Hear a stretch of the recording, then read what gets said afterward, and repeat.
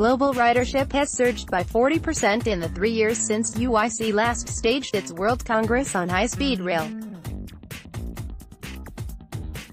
Yet operators and policymakers must work hard to keep the rail mode ahead as competition grows both in and for the market. Benjámin Zelki reports from the latest summit held in Ankara on May 8 to 11. International, the global reach of high-speed rail continues to expand, while at the same time existing services are seeing a sustained rise in patronage.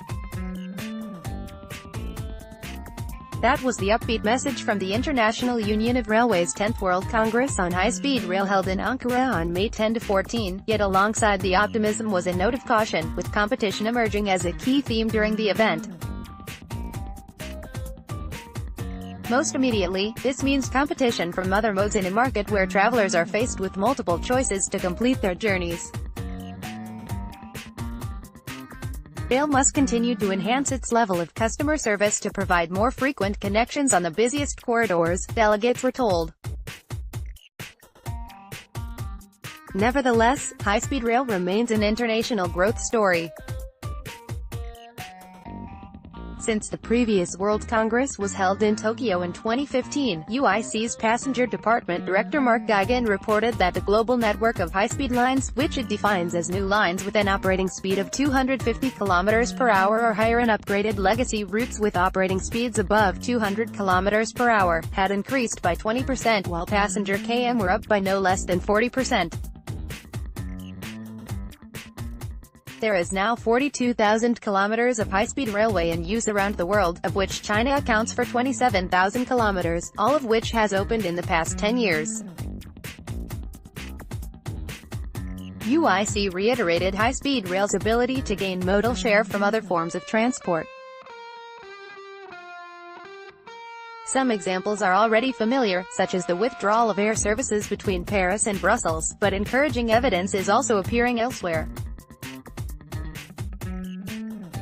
In Turkey, TCDD Tazimasilik has gained a 72% share of the public transport market between Ankara and Eskişehir since high-speed services began in 2009, despite intense competition from low-cost coaches.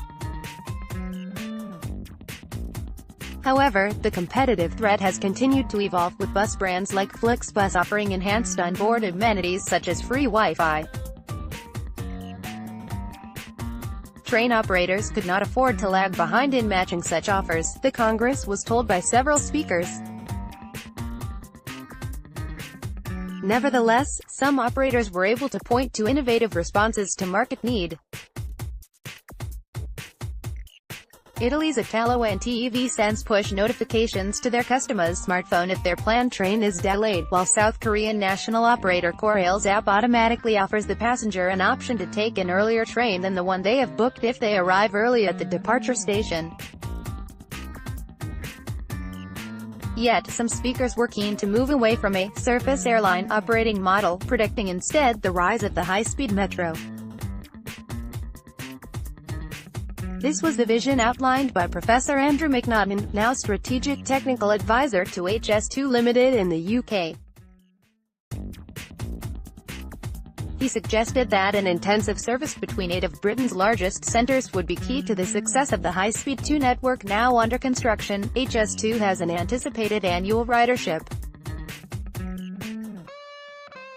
of 85 million passengers, he added. In Italy, on-rail competition between Italo and Trenitalia meant that a high-speed train runs every 5 minutes in the peaks between Roma, Firenze and Bologna. Spanish national operator Renfe also highlighted the success of its shorter-distance high-speed services on routes including Toledo, Madrid, which are primarily aimed at commuters rather than long-distance passengers, with fares adjusted accordingly. Another touchstone theme of the Congress was the need for door-to-door mobility. Enhancing the intercity leg of a journey would not be enough to win over the private car user, delegates felt. High-speed networks must be developed alongside and integrated with urban transport to sustain further growth. Indeed, autonomous vehicles were cited as a possible feeder mode for high-speed trains rather than as a competitor for the trunk haul, given rail speed and capacity advantages.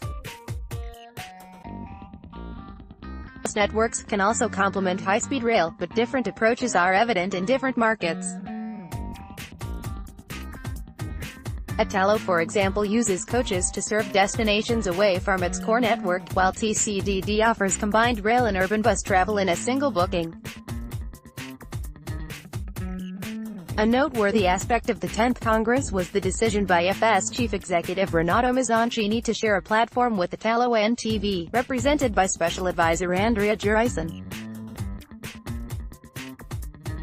In stark contrast to the Italian State Railway Group's attitude when NTV launched its services in 2012, Mazzoncini told the Congress that competition between the two operators is a positive thing. We are not afraid of it and it pushes us to perform better. Geraisen told Railway Gazette that, while FS was not in favor of the Italo project at the start, the results of competition have prompted them to change their mind. Mazzoncini told delegates that while FS subsidiary Trenitalia currently has around 70% of the domestic high-speed passenger market, it has more customers overall than it had before the onset of competition. FS is now actively looking to enter international high-speed markets, either as an open-access operator or under contract. The only other example of on-rail competition in the high-speed segment is found in South Korea, where incumbent Korail shares tracks on the north-south routes to Mokpo and Busan with Supreme Railways. However, Korail has a 41% stake in Senior, and the open-access operator is the sole user of the branch serving Suseo Station in the suburbs of Seoul, which is the site of a major urban development program, according to UIC's senior advisor Joo-hyung Lee. A proposed merger of Senior into Korail has been put on hold following a change of government earlier this month. The incoming Liberal Party is thought to be more in favor of competition than the previous administration, and advocates point to changes at Korail since the launch of Senior services, including discounts on fares of up to 30% for online purchases. Authored by Andrea Geraisen, a detailed article on the progress of Italo NTV since the company was established in 2006 appears in the May 2018 issue of Railway Gazette International, available to subscribers via our digital archive.